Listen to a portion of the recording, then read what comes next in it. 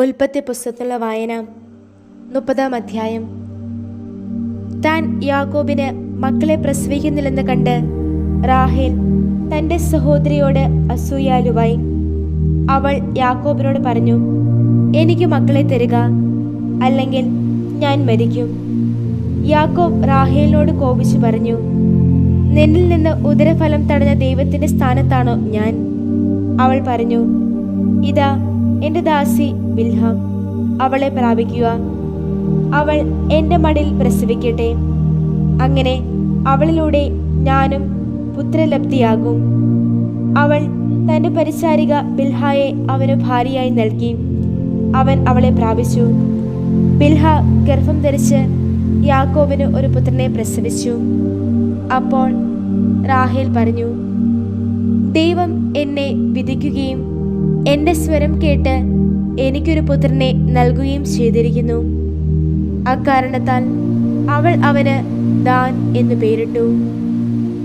റാഹേലിന്റെ പരിചാരിക ബിൽഹ വീണ്ടും ഗർഭം ധരിച്ചു. യാക്കോബിന് അവൾ രണ്ടാമതൊരു പുത്രനെ പ്രസവിച്ചു. റാഹേൽ പറഞ്ഞു, എൻ്റെ സഹോദരിയുമായി കടുത്ത മത്സരം തന്നെ നടത്തി ഞാൻ ജയിച്ചിരിക്കുന്നു. അവൾ അവനെ നഫ്താലി എന്ന് വിളിച്ചു. തനിക്ക് പ്രസവിക്കാനാകുന്നില്ലെന്ന് കണ്ട് ലേയ തൻ്റെ പരിചാരിക സിൽഫായെ കൊണ്ടുവന്ന് യാക്കോബിന് ഭാര്യയായി നൽകി. ലേയായുടെ പരിചാരിക സിൽഫ യാക്കോബിന് ഒരു പുത്രനെ പ്രസവിച്ചു. ഭാഗ്യമായി എന്ന് പറഞ്ഞുകൊണ്ട് അവൾ അവന് ഗാദ് എന്ന് പേരിട്ടു. ലേയായുടെ പരിചാരിക സിൽഫ യാക്കോബിന് രണ്ടാമതൊരു പുത്രനെ പ്രസവിച്ചു. ലേയ പറഞ്ഞു, എൻ്റെ സന്തോഷം കാരണം പെൺകുടികൾ എന്നെ സന്തോഷവതി എന്ന് വിളിക്കും. അവൾ അവന് ആഷേർ എന്ന് പേരിട്ടു. ഗോതമ്പ് കൊയ്ത്ത് കാലത്ത് റൂബൻ വയലിൽ ചെന്നപ്പോൾ ദൂതായി പഴം കാണുകയും അവ തൻ്റെ അമ്മ ലേയായ്ക്ക് കൊണ്ടുവരികയും ചെയ്തു.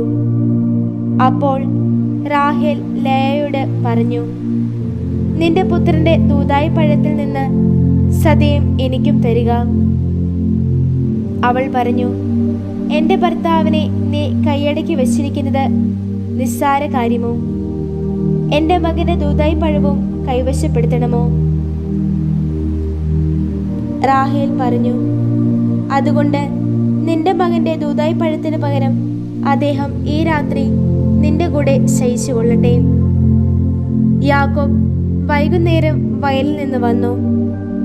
ലേയ അവനെ കാണാൻ പുറത്തേക്ക് ചെന്ന് അവനോട് പറഞ്ഞു, എൻ്റെ അടുത്ത് അങ്ങ് വരണം, കാരണം എൻ്റെ മകന്റെ ദൂതായി പഴം ഞാൻ തന്നെ പ്രതിഫലമായി കൊടുത്ത് അങ്ങേ വാങ്ങിയിരിക്കുകയാണ്. ആ രാത്രി അവൻ അവളോട് കൂടെ ശയിച്ചു. ദൈവം ലേയായെ ശ്രവിച്ചു.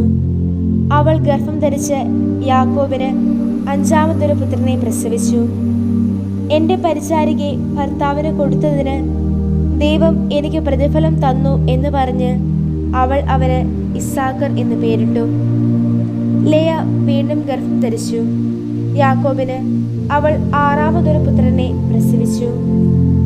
ലേയ പറഞ്ഞു, ദൈവം എനിക്ക് നല്ല ഉപഹാരം സമ്മാനിച്ചിരിക്കുന്നു. ഇത്തവണ ഭർത്താവ് എന്നെ മാനിക്കും, കാരണം അവന് ഞാൻ 6 മക്കളെ കൊടുത്തിരിക്കുന്നു. അവൾ അവന് സെബലൂൺ എന്ന് പേരിട്ടു. അതിനുശേഷം അവൾ ഒരു പുത്രിയെ പ്രസവിച്ചു. അവൾക്ക് ദീന എന്ന് പേരിട്ടു. ദൈവം റാഹേലിനെ സ്മരിച്ചു. അവിടുന്ന് അവളെ കേൾക്കുകയും അവളുടെ ഗർഭപാത്രം തുറക്കുകയും ചെയ്തു. അവൾ ഗർഭം ധരിച്ച് ഒരു പുത്രനെ പ്രസവിച്ചു. അവൾ പറഞ്ഞു, എൻ്റെ അപമാനം ദൈവം നീക്കിക്കളഞ്ഞിരിക്കുന്നു. കർത്താവ് എനിക്ക് മറ്റൊരു പുത്രനെ കൂടി തരട്ടെ എന്നു പറഞ്ഞ് അവൾ അവന് ജോസഫ് എന്ന് പേരിട്ടു. യാക്കോബിന്റെ സമ്പത്ത്. റാഹേൽ ജോസഫിനെ പ്രസവിച്ചു കഴിഞ്ഞ് യാക്കോബ് ലാബാനോട് പറഞ്ഞു, എന്നെ വിട്ടയച്ചാലും ഞാൻ എൻ്റെ സ്ഥലത്തേക്കും ദേശത്തേക്കും പോകട്ടെ. എൻ്റെ ഭാര്യമാരെയും കുട്ടികളെയും തന്നാലും അവരെ പ്രതിയാണല്ലോ ഞാൻ അങ്ങേ സേവിച്ചത്. ഞാൻ പോകട്ടെ. അങ്ങേക്ക് വേണ്ടി ഞാൻ ചെയ്ത സേവനം അങ്ങേക്ക് നന്നായി അറിയാമല്ലോ. ലാബാൻ അവനോട് പറഞ്ഞു, നിന്റെ ദൃഷ്ടികളിൽ പ്രീതി കണ്ടെത്താൻ എനിക്ക് കഴിഞ്ഞിരുന്നെങ്കിൽ നീ മൂലമാണ് കർത്താവ് എന്നെ അനുഗ്രഹിച്ചത് എന്ന് ഞാൻ ഗണിച്ചറിഞ്ഞിരിക്കുന്നു. അയാൾ തുടർന്നു പറഞ്ഞു, നിന്റെ വേതനം എന്നിൽ നിന്ന് ഈടാക്കൂ, അതു ഞാൻ തരാം. അവൻ അയാളോട് പറഞ്ഞു, ഞാൻ അങ്ങയെ എപ്രകാരം സേവിച്ചെന്നും അങ്ങയുടെ കന്നുകാലികൾ എൻ്റെ കീഴിൽ എപ്രകാരം ആയിരുന്നെന്നും അങ്ങേക്ക് നന്നായി അറിയാമല്ലോ. എനിക്ക് മുൻപ് അങ്ങ് കുറച്ചു മാത്രം ഉണ്ടായിരുന്നത് ഇപ്പോൾ തീർച്ചയായും ഏറെ പെരുകിയിരിക്കുന്നു. എൻ്റെ ഓരോ ചുവടിനും കർത്താവ് അങ്ങയെ അനുഗ്രഹിച്ചിരിക്കുന്നു. ഇനി ഞാൻ എപ്പോഴാണ് എൻ്റെ ഭവനത്തിനായി എന്തെങ്കിലും ചെയ്യുക? അയാൾ ചോദിച്ചു, ഞാൻ നിനക്ക് എന്തു തരണം? യാക്കോബ് പറഞ്ഞു, അങ്ങ് എനിക്ക് ഒന്നും തരേണ്ട. ഞാൻ പറയാൻ പോകുന്ന ഈ കാര്യം അങ്ങ് ചെയ്താൽ അങ്ങയുടെ ആടുകളെ ഞാൻ തുടർന്നും മേയ്ച്ച് കാത്തുകൊള്ളാം. ഞാൻ ഇന്നു തന്നെ അങ്ങയുടെ ഓരോ ആട്ടിൻകൂട്ടത്തിലൂടെയും കടന്ന് ചെമ്മരിയാടുകളിൽ പുള്ളികളും പാണ്ടും ഉള്ള എല്ലാ ആടുകളെയും കറുത്ത ആടുകളെയും കോലാടുകളിൽ പാണ്ടും പുള്ളിയും ഉള്ളവയെയും വേർതിരിക്കാം. അവയായിരിക്കും എൻ്റെ വേതനം. വരും നാളിൽ എൻ്റെ വേതനം അങ്ങയുടെ പരിഗണനയ്ക്ക് വരുമ്പോൾ എൻ്റെ നീതി എനിക്ക് സാക്ഷ്യമായിരിക്കും. കോലാടുകളിൽ പുള്ളിയോ പാണ്ടോ ചെമ്പരിയാടുകളിൽ കറുപ്പോ ഇല്ലാത്തതായി എൻ്റെ പക്കലുള്ളതെല്ലാം കളവ് മുതലായിരിക്കും. ലാബാൻ പറഞ്ഞു, അത് കൊള്ളാമല്ലോ, നീ പറഞ്ഞതുപോലെ തന്നെ ആകട്ടെ.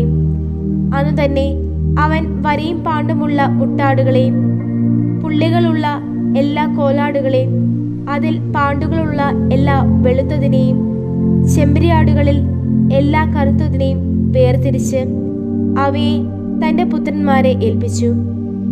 തനിക്കും യാക്കോബിനും മധ്യേ അവൻ 3 ദിവസത്തെ വഴിയകലം നിർണയിച്ചു.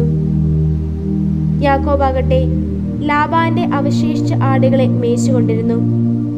യാക്കോബ്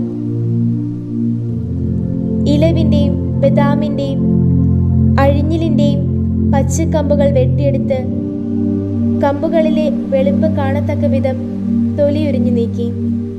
താൻ തൊലിയുരിഞ്ഞു മാറ്റിയ കമ്പുകൾ ആടുകൾ വെള്ളം കുടിക്കുന്ന പാത്തികളിൽ ആടുകളുടെ മുൻപിൽ അവൻ കുത്തി നിർത്തി.